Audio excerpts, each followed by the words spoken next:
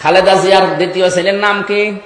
ও কো কয়কার বাদ দিয়ে যদি শুধুমাত্র হর্ষকার দিয়ে দেন, এই কো কো, ওর দাদি যদি ডাক দেয় যার দাঁত নেই, কি বলে ডাকবে? কুকুর বলবে কুকুর। পবিত্র কোরআনে সম্ভবত এই আয়াতটা আছে, আমার হয়তো সামান্য ভুল হতে পারে।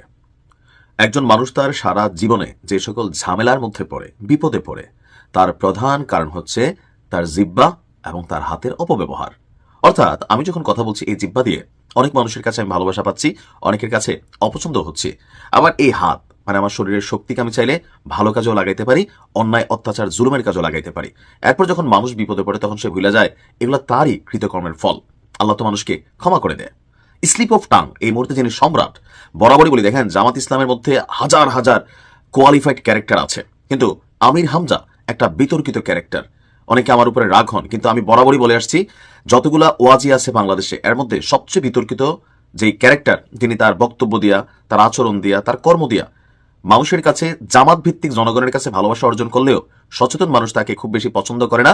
এর মধ্যে আমির হামজা শীর্ষে, আরটা আছে কি মাদানি, যে ছোট মাদানি, কথাবার্তা বলে না, ওয়াজ করে, নিজেও জানে না। তো যাই হোক, আমির হামজা সাম্প্রতিক সময় অনেকগুলা বিতর্ক তৈরি করছে। দেখেন পুরা গোষ্ঠী আওয়ামী লীগের সময় ভাঁজ ধরে ফেলছিল।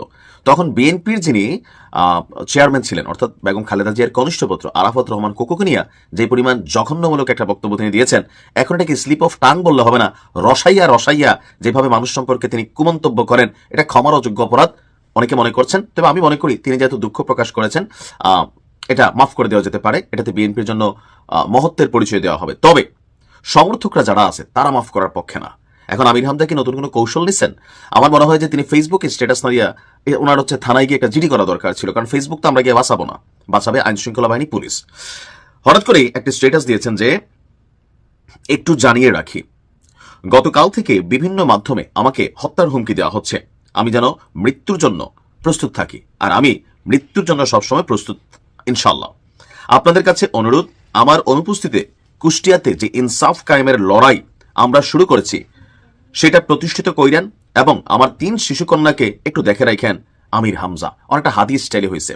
কিসের ইনসাফ কায়েমের লড়াই আপনি শুরু করছেন?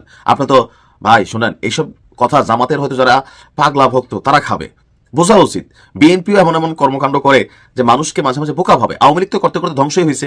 দেশের জনগণ যে সালাক হয়ে গেছে ফেসবুকের মাধ্যমে।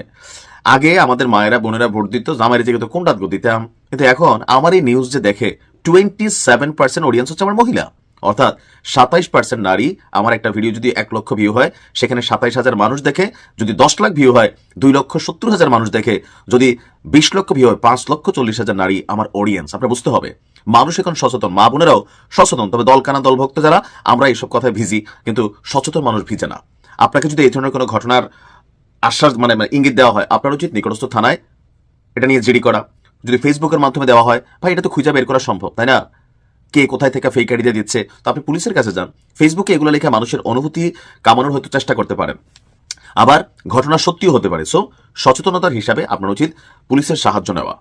আর আপনি যে কর্ম করেছেন, একটা না একাধিক কর্ম আপনি করেছেন। একবারে হিন্দুকে মুসলিম বানিয়ে আপনি বিতর্ক তৈরি করছেন, আগের থেকে মুসলমান, তারে আবার আপনি কলমা পড়ে মুসলমান বানিয়েছেন। এগুলো খেয়াল আছে না মানুষের?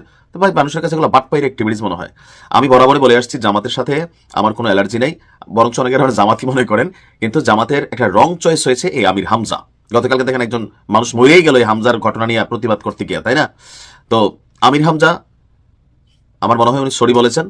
তবে এই সরিটা মন থেকে এসে থাকলে আল্লাহ মাফ করুক, বিএনপিও মাফ করে দেন।